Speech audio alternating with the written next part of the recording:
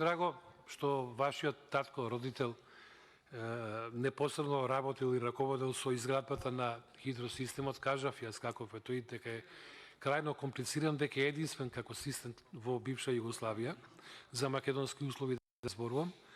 Ама вака сега, вие од мнозинството, пратениците, имате разбирање, ама никако да поддржите некој амандман. Еве ви прилика, поддржите. Не е за нас. Видите, 7 години назад, односно 7 пати или ја не знам колку беше, одбива да го прифатите интервентниот фонд.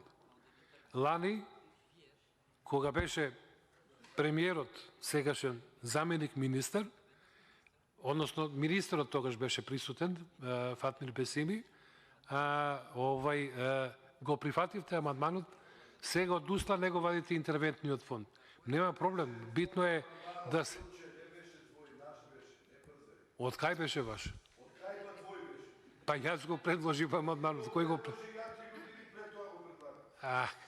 Да, фала ти многу, фала ти многу. Да. Ајде да не навлегуваме во детали, пошто има многу да се зборува за тоа.